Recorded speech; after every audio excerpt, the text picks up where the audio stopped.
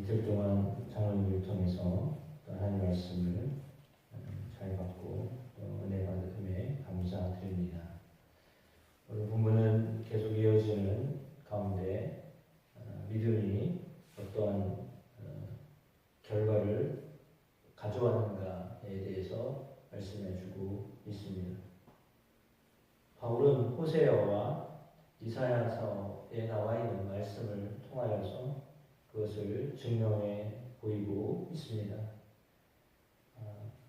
이방 민족에게 구원이 어떻게 이루어졌는가에 대하여서 말씀하고 있습니다. 호세아서를 통하여서 하나님께서는 이방 민족이 긍휼히 여기는 그 믿음을 통하여서 구원을 받게 되었다라고 하는 말씀을 하고 있습니다. 내가 내 백성 아닌 자를 내 백성이라 사랑하지 아니하는 자를 사랑한 자라 부르리라. 내 백성이 아니라 하는 그곳에서 그들이 살아계신 하나님의 아들이라 일컬음 받으리라 라고 하는 말씀을 전하였습니다. 이방인들이 구원을 받는다라고 하는 것은 유대인들에게 있어서는 상상도 못한 이야기였습니다. 그런데 하나님이 이렇게 호세아를 통해서 말씀을 전하셨습니다. 그 당시에 유대인들에게 있어서는 너무 충격적인 이야기였습니다. 율법이 있는 자신들에게 하나님의 백성으로 삼으시고 그들을 구원하신다고 믿었는데 율법이 없는 이방인들에게도 하나님이 하나님의 백성으로 삼으시겠다라고 하는 이 말씀은 매우 그들을 당황하게 하였습니다. 그러니까 이방인들은 사실은 어둠 가운데 있는 사람들이었습니다. 국민에 비치신 그리스도의 그 긍휼을 받지 않았다 하면 그들이 하나님의 백성이 될 수 없었을 것입니다. 그런데 예수님이 탄생하시기 전에도 이런 말씀을 하셨다라고 하는 것을 바울이 증거하고 있는 것은 예전에도 그러니까 율법을 주시기 전에도 하나님이 아브라함을 택하셨던 것처럼 그리고 이방인들 역시 마찬가지로 하나님이 그들 가운데 은혜를 베푸시는 분이시다라고 하는 것을 강조하고 있습니다. 그래서 하나님의 긍휼이 여기심이 그들로 하여금 하나님의 백성이 되게 하신다라고 하는 그 믿음을 가지면 이방인이라도 하나님의 백성이 되어진다라고 하는 그런 진리의 말씀을 증거하고 있습니다. 예를 들었던 이사야 선지자의 말씀을 통하여서도 그러합니다. 이스라엘 자손들의 수가 비록 바다의 모래 같을지라도 남은 자만 구원을 받으리라 라고 하였습니다. 만군의 주께서 우리에게 씨를 남겨두지 아니하셨더라면 우리가 소돔과 같이 되고 고모라와 같았을 것이다 라고 하는 말씀을 증거하고 있습니다. 그러니까 하나님은 남은 자를 통하여서 세상에 복음이 전해지게 하셨다라고 하는 것입니다. 인내하는 사람들, 믿음으로 인내한 사람들에게 하나님이 하나님의 백성이다 이렇게 부를 것이다라고 말씀하고 있는 것입니다. 혈통적으로 이스라엘에게만 복음을 전하신 것이 아니라 믿지 않았던 이방인들에게도 말씀을 전하셨다라고 하는 것이고 특별히 환난 가운데 인내하면서 이 믿음을 지킨 사람들 그 사람들에게 하나님은 하나님의 백성으로 삼으셨다라고 하는 것입니다. 우리의 삶 가운데 어려움이 있습니다. 항상 그 문제 때문에 고민하고 또 하나님 앞에 나아가기도 합니다. 그때 하나님이 우리를 구원하시는 분이시다. 이 문제를 해결하시는 분이시다. 믿고 인내하고 믿음으로 나아가는 사람들, 그래서 남은 자라고 여겨졌던 사람들, 그러니까 하나님이 이스라엘 가운데에도 남은 자를 있게 하셔서 그들이 하나님을 알아가게 하셨습니다. 물론 남은 자 사상이라고 하는 것은 29절에 나와 있는 말씀처럼 우리에게 씨를 남겨두지 아니하셨더라면 이건 예수님을 의미합니다. 그 남은 자 사상 가운데 가장 중요한 사상은 메시아 사상입니다. 그래서 남은 자를 통하여, 남은 씨를 통하여 역사하시는 하나님, 그 하나님께서 참고 또 참으셨지만 결국은 이스라엘 백성들을 통하여서 이 땅에 믿음의 소식을 듣게 하셨다라고 하는 것입니다.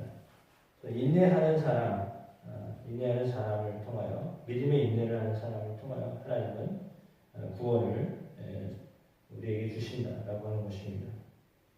그러니까 한편으로는 이방인들 가운데에도 믿음을 가진 자들은 긍휼히 여김을 받고, 유대인들 가운데에도 남은 사람들은 또한 믿음으로 구원을 받습니다. 그러므로 30절 말씀부터 33절에 나와 있는 말씀을 통하여서 이방인들이 의를 얻었다라고 하여서 믿음에서 난 의다라고 그렇게 설명하고 있습니다. 율법을 따라 나갔던 이스라엘은 율법에 이르지 못하였지만 믿음을 지켰던 사람들에게는 이방인이라도 의를 얻었다라고 말하면서 믿음을 의지하지 아니하고 행위를 의지하는 사람들에게는 예수님께서 부딪힐 돌이 되셨다라고 설명하고 있습니다. 물론 33절에 내가 걸림돌과 거치는 바위를 시온에 두느니 그를 믿는 자는 부끄러움을 당하지 아니하리라 라고 하였습니다. 그러니까 예수 그리스도를 믿는 사람은 부끄러움을 당하지 않지만 행위로 구원을 얻으려고 하는 사람은 그리스도가 오히려 걸림돌이 될 것이다 라고 했습니다. 은혜를 붙잡는 사람, 그리스도를 의지하는 사람은 오히려 그리스도께서 이제 디딤돌이 되시는 거죠. 걸림돌이 아닌 디딤돌이 되는 것입니다. 그러나 그리스도를 의지하지 않는 사람들은 예수님이 걸림돌이 되는 것입니다. 거치는 바위가 되는 거죠. 또 믿는 사람에게는 예수님이 디딤돌이 되어서 오히려 그분을 통하여, 예수님 통하여 우리가 의지하는 것이 훨씬 유익하게 하셨고 구원에 이르게 하시지만 오히려 예수님 때문에 걸림돌이 된 유대인들이 있다라고 하는 것을 설명해 주고 있습니다. 그래서 우리가 전적으로 구원이 사람에게서부터 나오는 것이 아니라 사람에게서 나온다라고 하는 말은 우리의 어떤 노력, 우리의 행위로 인하여서 구원을 얻는 것이 아니다라고 하는 것입니다. 그러니까 예수님의 말씀을 통하여 우리에게 주시는 교훈은 뭐냐면 우리가 그 돌을 닦으면 구원을 받는 게 아닙니다. 열심히 하면 구원 얻는 것이 아닙니다. 그러니까 신앙생활도 역시 마찬가지입니다. 그냥 열심히 하면 구원 받겠지가 아니라 그리스도를 의지할 때 그리스도로 인하여서 구원을 얻는 것이지 열심히 한다고 해서 구원 얻는 게 아닙니다. 그러니까 최선을 다하면 구원을 주시겠지. 그러니까 뭐 지성이면 감천이라고 지극 정성을 하면 구원하시겠지가 아니라 예수를 믿을 때 구원을 얻는다라고 하는 것입니다. 그러니까 그것이 혼미할 수 있거든요. 이렇게 좀 이렇게 명확하지 못할 때가 있는데 그것이 아니라 그리스도를 의지할 때 그리스도께서 우리를 구원하시는 것입니다. 그러니까 믿음으로 세워지는 것이죠. 그리스도를 믿는 믿음이 그러므로 가장 중요한 것입니다. 그러니까 구원은 하늘로부터 내려오는 선물입니다. 그러니까 이스라엘 백성들을 하나님이 선택하셨듯이 믿는 사람들을 하나님이 선택하시는 것이다라고 보시면 좀 이해가 빠를 것 같습니다. 그러니까 믿으면 하나님이 그들을 선택하시는 것이다라고 하는. 물론 이제 장로교 쪽에서는 반대로 말하죠. 선택한 사람이 우선 먼저다라고 말하는데 이제 감리교에서는 완인 구원설을 말하기 때문에 믿는 모든 사람들은 하나님이 선택하신 사람들이다. 이렇게 이제 반대로 반대라기보다는 의미를 이렇게 확장시키고 있습니다. 그래서 율법을 행한다라고 하는 것은 한정적입니다. 왜냐하면 이스라엘에게 율법을 주셨기 때문에. 그러니까 율법 없는 사람들에게는 그런 구원이 없는가라고 이렇게 이야기할 수밖에 없기 때문에 논리적으로도 그렇고 그리고 하나님의 성품하고도 맞지 않습니다.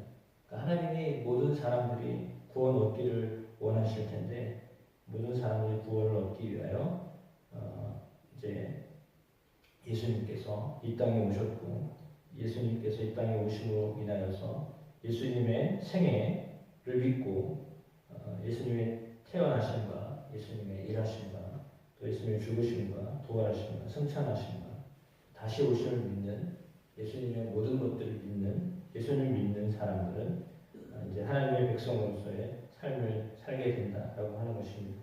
그래서 우리가 그 믿음으로 사는 것입니다. 그를 하나님은 부끄럽지 않게 하십니다. 따라서 우리가 전적으로 그리스도를 의지하는 믿음으로 살아야 하겠습니다. 인내하며 살아가면 하나님이 우리 안에 긍휼을 베풀어 주심을 믿습니다.